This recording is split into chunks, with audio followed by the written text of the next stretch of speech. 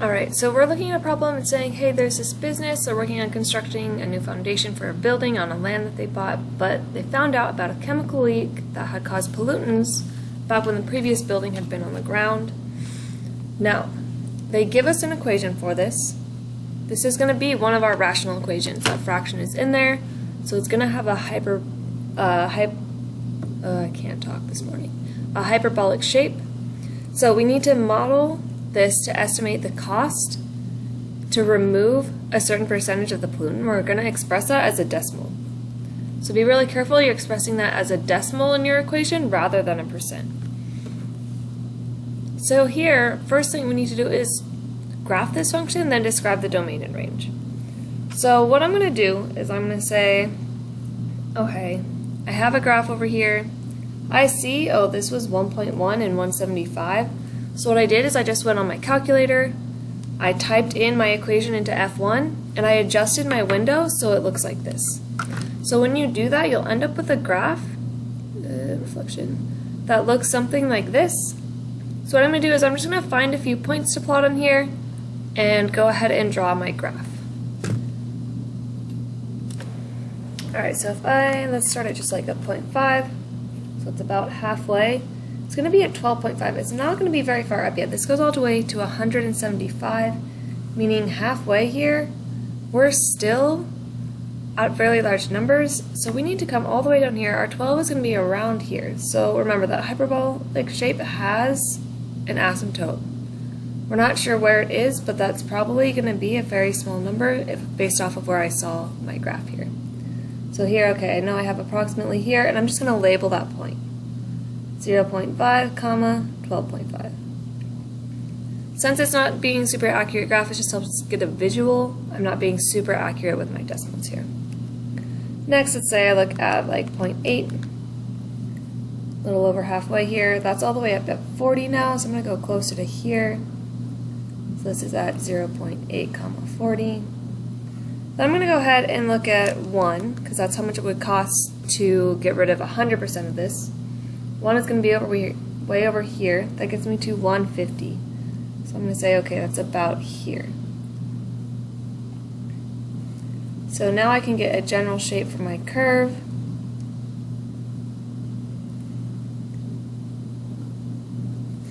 Always make sure you're actually drawing that line in, not just plotting your points. Now it says describe a reasonable domain and range. Well, our domain, that's our x values we can plug in. It also says that is a percentage that's removed of pollutant. So we could remove 0 of it.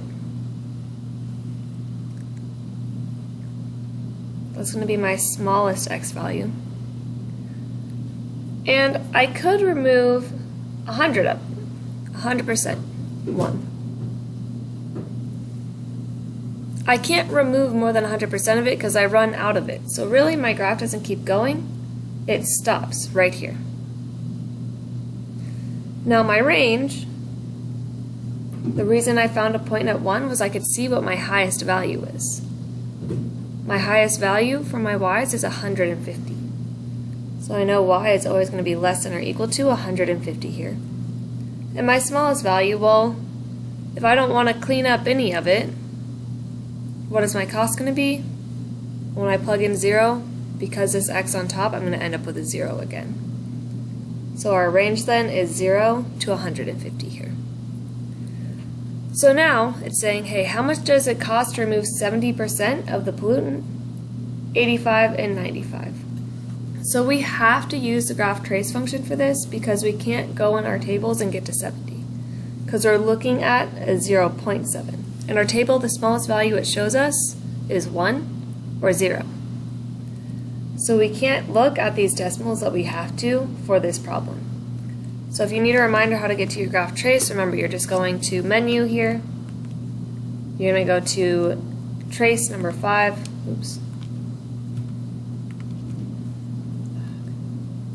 Menu, trace, graph trace.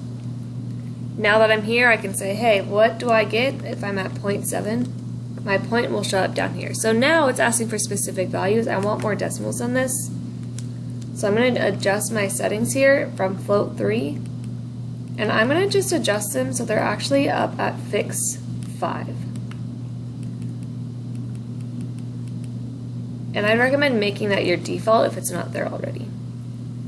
So now I can always see more decimal places. So it's a 26.2500.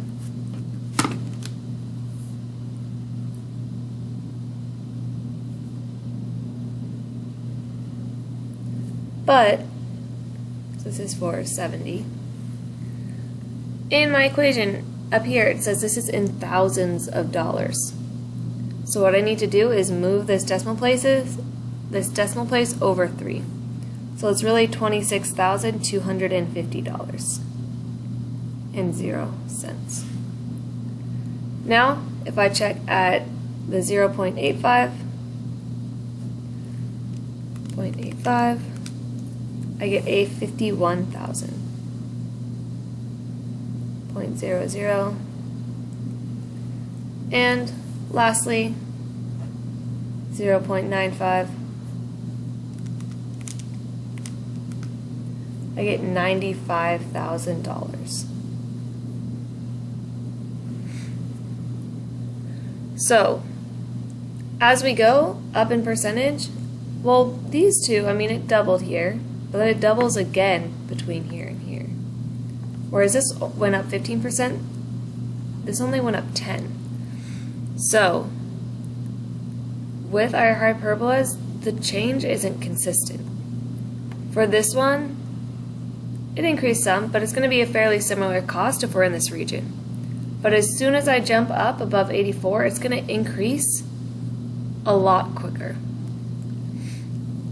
So here, if we look, it says, does doubling the percentage of the pollutant removed double the cost? Explain.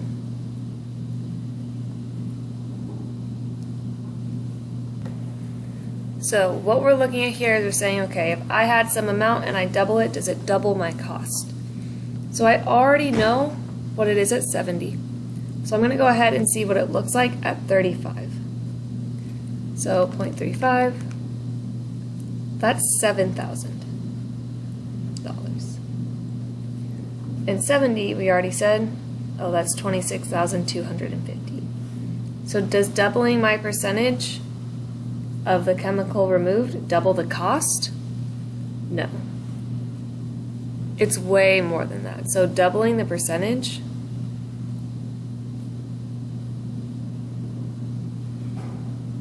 of pollutant removed, well, if I wanted to find that percent, let's see.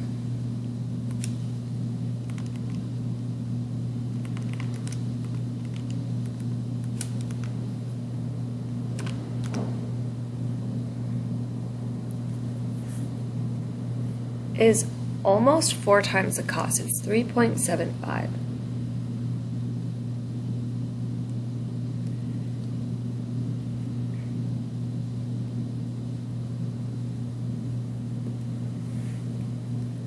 So that's how I'm explaining this. I'm saying, hey, doubling the percent of the pollutant removed is 3.7 times more in cost, so therefore it's not going to be doubled. If you wanted to more explicitly state that, you could. So doubling the pollutant removed, therefore it's more than doubled. It is more than double.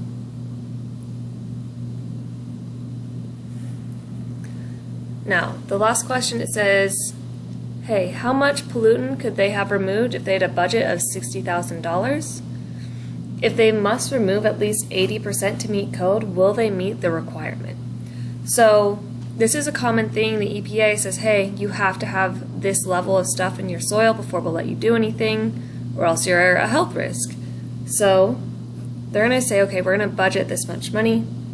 What we're going to do is we're going to take that 60,000, set it equal to our equation. 15x divided by the 1.1 minus x. To solve this, we're going to be using our calculators again. So if you go to your document that you made your graph in, all you're going to do is click tab, and in F2, you're going to put that $60,000. Or sorry, not 60,000. You're going to put 60 and find that intersection here. Menu, analyze graph, intersection.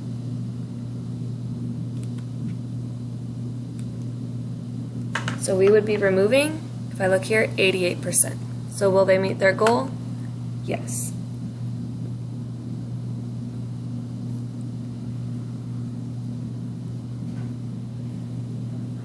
They will meet the requirement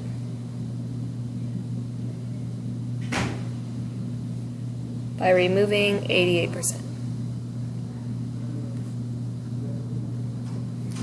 So if you have any last questions on this, feel free to email me, come in, talk to me in class, whatever you need.